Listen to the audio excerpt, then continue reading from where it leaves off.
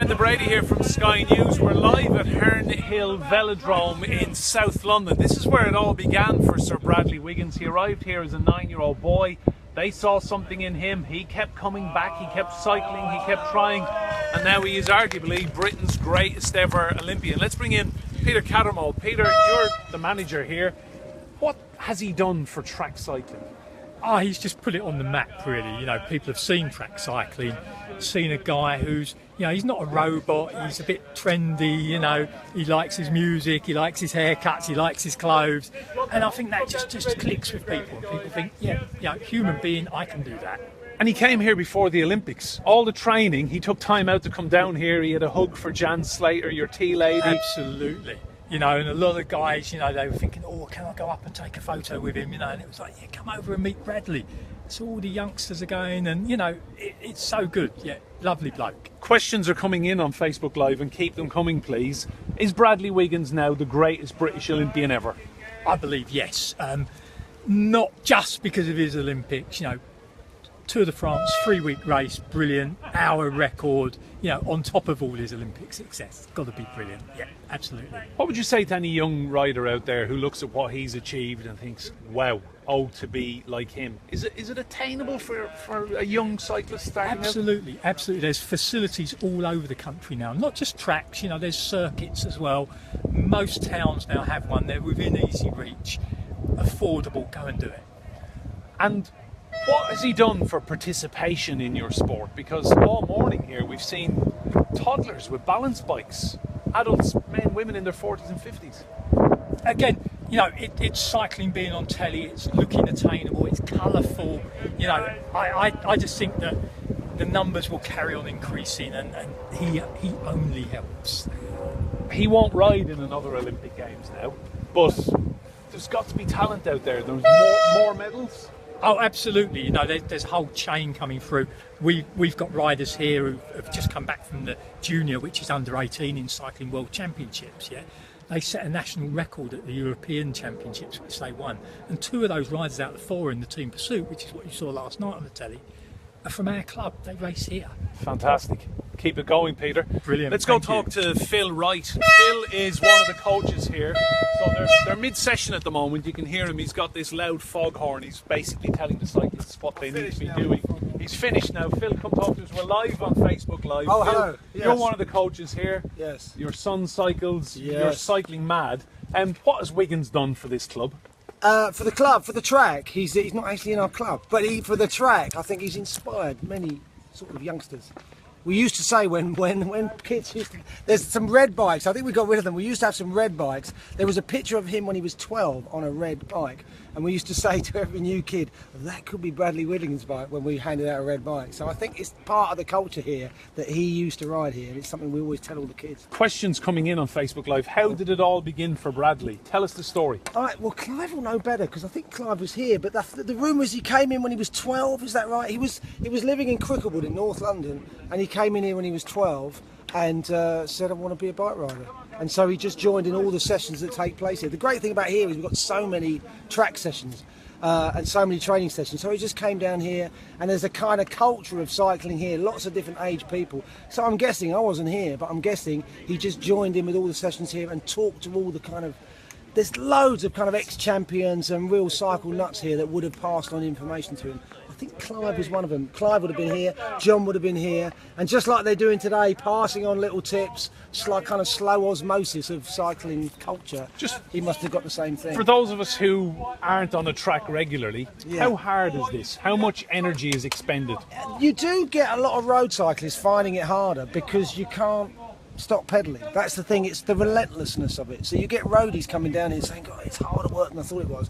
And it's the relentlessness of the fact you can't stop pedalling. But it's not that hard, it's just riding a bike. What kind of diet do you guys have? Oh, same as I just had a bacon sandwich. So it's no different. The great thing about cycling is you can eat what you like. Because you burn it off. Yeah, cake is a big cycling thing. I've had a chocolate brownie today and a bacon This sandwich. is good news for the rest of us. Yeah, get a bike. Forget the diet, just buy a bike, definitely. Questions coming in. What has he done for cycling? What has he done for cycling? He's inspired lots of people. I think it's important to remember not just him as well. Ed Clancy was there last night. He's been in all 3 pursuits teams, and he came back from, we were saying just now, he came back from being injured was it at Christmas? He came back so fast and was in that team. He's been for all those 3 goals we've won in the team pursuit. Ed Clancy's been there, Stephen Burke as well. So it's not just Braylett, but I think all of them, I think they inspire us all to go and have a go, don't they? Definitely. Is this sport getting bigger?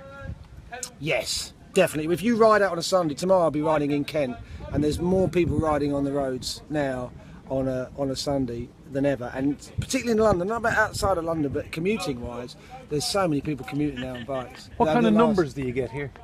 Well, today this session here, it's about 50, there's probably about 200 every Saturday in various sessions of adults, and then you've got the kids as well. Probably about 150 here on a Saturday in adults in all the 3 different sessions we do, and then another 100 kids. So it's Question coming in, I don't know if you'll know the answer, but what's he like as a person off the bicycle? Well, I was just talking to Jan actually, who you spoke to earlier, the woman in the cafe who remembers here, who's been here for years, and he was kind of quiet chap, you know. I think he took his cycling he was a big cycling fan.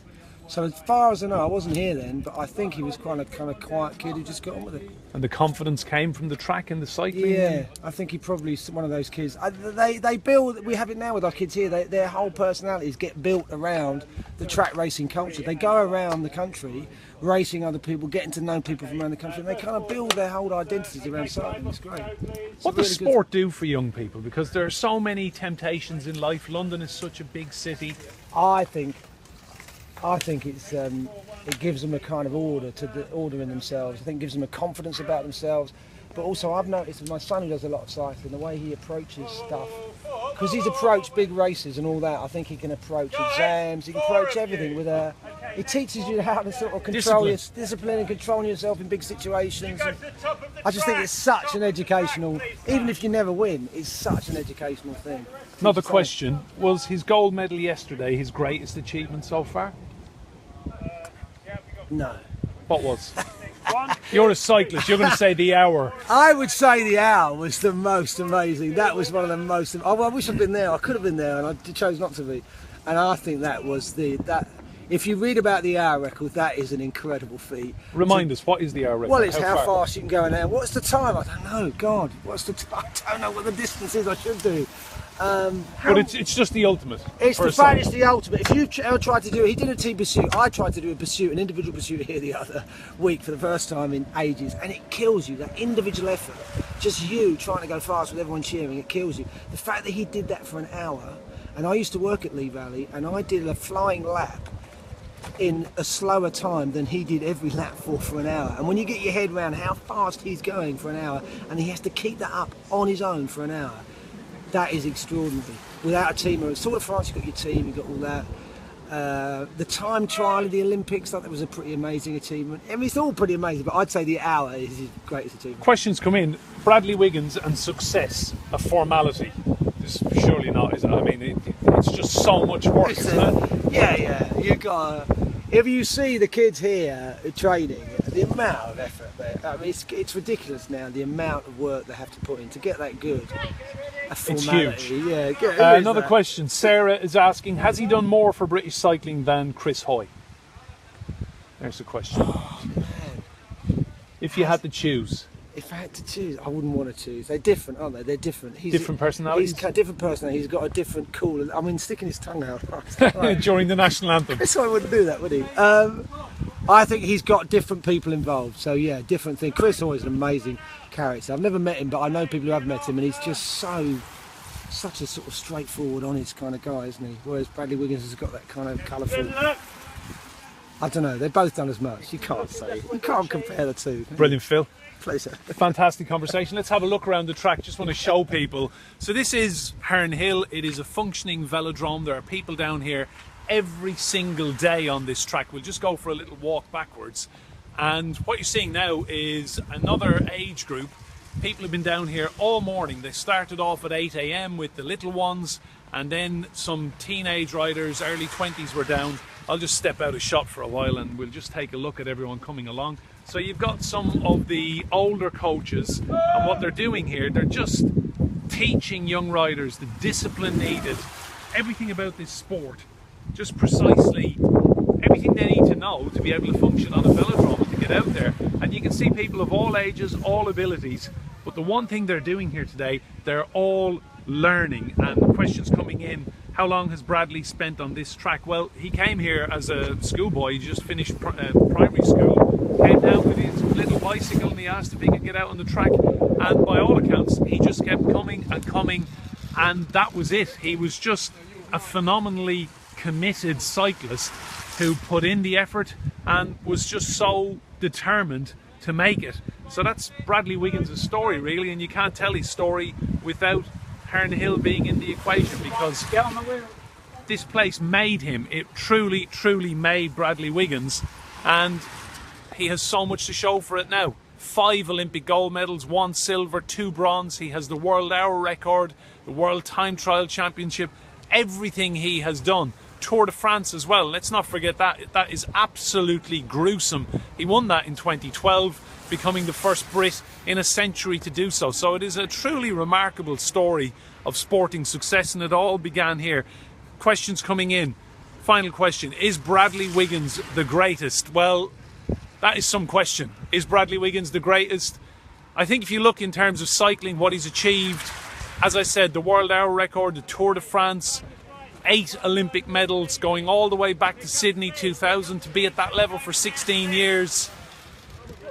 If he's not the greatest, I would ask the question, who is? And that is perhaps a nice way to end our time here at Herne Hill Velodrome. It has been a wonderful morning. Coach has made us so welcome. Jan Slater is the tea lady. She is such a part of the Wiggins story as well, making him coffees and teas from when he was just a primary school boy. It is a brilliant British success story, and I'm going to leave you with a shot of the track here at Herne Hill.